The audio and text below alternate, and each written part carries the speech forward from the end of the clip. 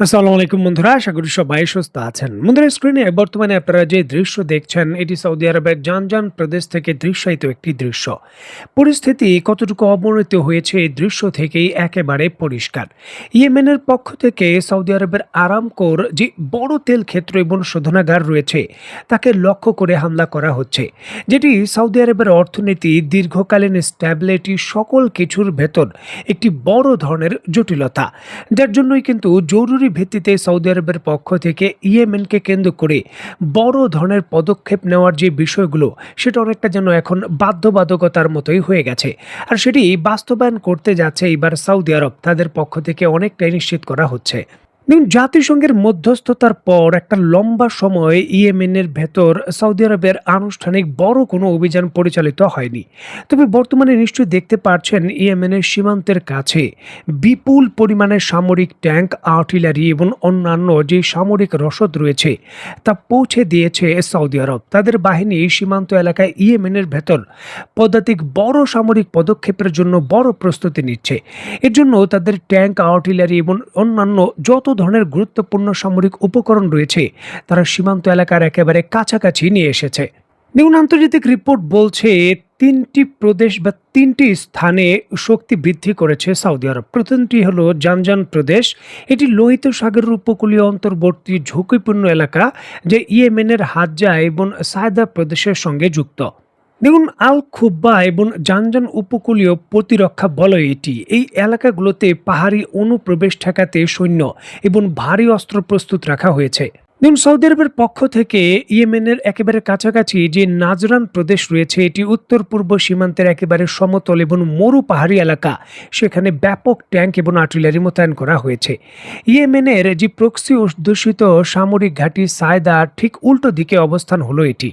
দেখুন, সৌদি আরবের একেবারে দুর্গম যে পাহাড়ি এলাকা রয়েছে আসির প্রদেশ, সেখানেও বড় ভিত্তিতে সামরিক সদস্য মোতায়েন করা হয়েছে।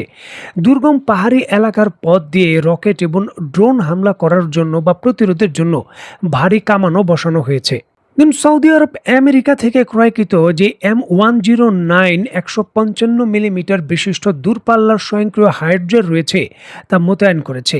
এছাড়াও চীন থেকে প্রাপ্ত যে PLG-45 155 মিলিমিটারের সেলফ প্রোপেলড হাউজার তাও মোতায়েন করেছে।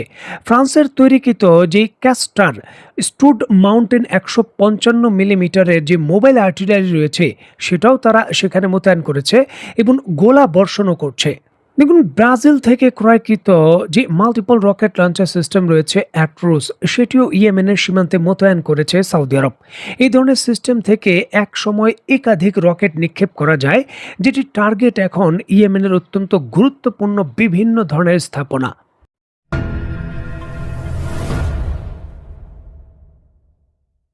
দেখুন, ইয়েমেনের রাজধানী সানাকে লক্ষ্য করে বড় ধরনের পদাতিক সম্ভাব্য হামলার একেবারে দ্বার প্রান্তে সৌদি আরব। ইয়েমেনের ভেতর তারা পদাতিক হামলা শুরু করতে যাবে খুবই শর্ট টার্মে। সেটি এই সপ্তাহের মধ্যেই হতে পারে, যার জন্য চলছে বড় প্রস্তুতি। আর এই হামলার বিষয়ে অত্যন্ত গুরুত্বপূর্ণ নতুন একটি তথ্য হলো, প্রথমবারের মতো সৌদি আরবের সঙ্গে যৌথভাবে কোয়ালিশন বাহিনীর অধীনে এই হামলায় যুক্ত হতে চলেছে পাকিস্তানের সামরিক বাহিনী। বিভিন্ন সোর্স এবং আন্তর্জাতিক মিডিয়া বলছে যে এই অতর্কিতভাবে যে পদাতিক হামলার প্রস্তুতি চলছে সেখানে পাকিস্তানের সেনা সদস্যদের উপস্থিতি উল্লেখযোগ্য। অলরেডি এই সৌদি আরবের ভেতর পাকিস্তানের অন্তত ৮ থেকে ১০,০০০ সেনা সদস্য মোতায়েন রয়েছে এবং রয়েছে এক স্কোয়াড্রন সমপরিমাণের তাদের JF-17 থান্ডার যুদ্ধ বিমান। যদিও সৌদি আরব আনুষ্ঠানিকভাবে এই বিষয়ে পাকিস্তানের অংশগ্রহণ নিয়ে কোনো সুনির্দিষ্ট ঘোষণা দেয়নি, তবে সৌদি আরবের পররাষ্ট্রমন্ত্রীর বক্তব্যে এই বিষয়ে স্পষ্টতই ইঙ্গিত পাওয়া গেছে। অর্থাৎ সৌদি আরব এবং আমার জানা মতে অধিকাংশ সব আরব দেশই অন্যের স্বার্থের উপর ভিত্তি করে তাদের নীতি নির্ধারণ করে না, তারা নিজের স্বার্থের উপর ভিত্তি করে নীতি নির্ধারণ করে। আমরা আমাদের স্বার্থ অনুসরণ করে চলবো এবং দৃষ্টিভঙ্গি যাই হোক না কেন সেই স্বার্থের উপর ভিত্তি করে আমাদের নীতি প্রণয়ন বজায় রাখবো।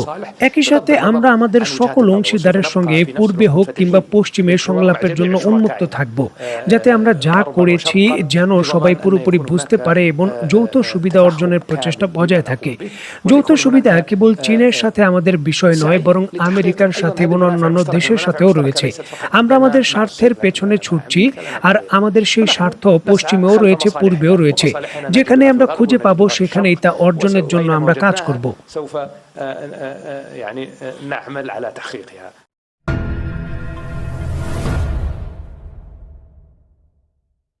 এবং বর্তমান মধ্যপ্রাচ্যের সার্বিক পরিস্থিতিতে যুক্তরাষ্ট্রের পর এখন অন্যতম বড় আলোচনার কেন্দ্রবিন্দু হলো পাকিস্তান। দেশটি সরাসরি মধ্যপ্রাচ্যের সামরিক সংঘাতে বড় ভিত্তিতে জড়াতে যাচ্ছে, এমনটাই নিশ্চিত করছেন বা এমনটা বিশ্লেষণ করছেন বহু সামরিক বিশেষজ্ঞরা। শুধু সৌদি আরবের ক্ষেত্রেই নয়, এক্ষেত্রে মধ্যপ্রাচ্যের অন্যান্য দেশ, বিশেষ করে কুয়েত এবং কাতারের মতো দেশের সঙ্গে তাদের সামরিক চুক্তির সম্ভাব্য বিষয়গুলো পূর্ব থেকেই আলোচনায় ছিল। যেটি নতুন করে কুয়েত ইরানের ভেতর হামলার অভিযোগ করেছে বা কুয়েত ইরানের ভেতর হামলা করেছে, এই ধরনের অভিযোগ পাওয়ার পরপরই পাল্টা হামলার যখন ঝুঁকি তৈরি হয়েছে, তখন তড়ি ঘড়ি করে কুয়েত সরকারের সঙ্গে পাকিস্তান নতুন করে এই সামরিক চুক্তি করেছে, ডিফেন্স এগ্রিমেন্ট, যেটা নিরাপত্তার চুক্তি। স্ক্রিনে নিশ্চয়ই আপনারা দেখতে পাচ্ছেন, কুয়েত টাইমস থেকে শুরু করে অন্যান্য বড় সংবাদ মাধ্যমে এই খবরের সত্যতা নিশ্চিত করেছে। অত্যন্ত জরুরি ভিত্তিতে কুয়েত সরকার এই ডিফেন্স কর্পোরেশন এগ্রিমেন্ট অ্যাপ্রুভ করেছে, যেটি পাকিস্তানের সঙ্গে স্বাক্ষরিত হয়েছে।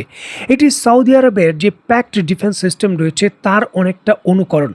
মানে যদি কুয়েতে কোনো হামলা হয় বা 1990 সালে তৎকালীন ইরাকের প্রেসিডেন্ট কুয়েতকে সরাসরি নিজের কবজায় করার যে পদক্ষেপ নিয়েছিলেন, এই ধরনের যদি কোনো পদাতিক ঝুঁকিও তৈরি হয়, পাকিস্তানের সামরিক বাহিনী, সেটি পৃথিবীর যেই দেশই হোক না কেন, তার বিরুদ্ধে কুয়েতের ভূখণ্ড থেকে কুয়েতের হয়ে লড়াই করবে।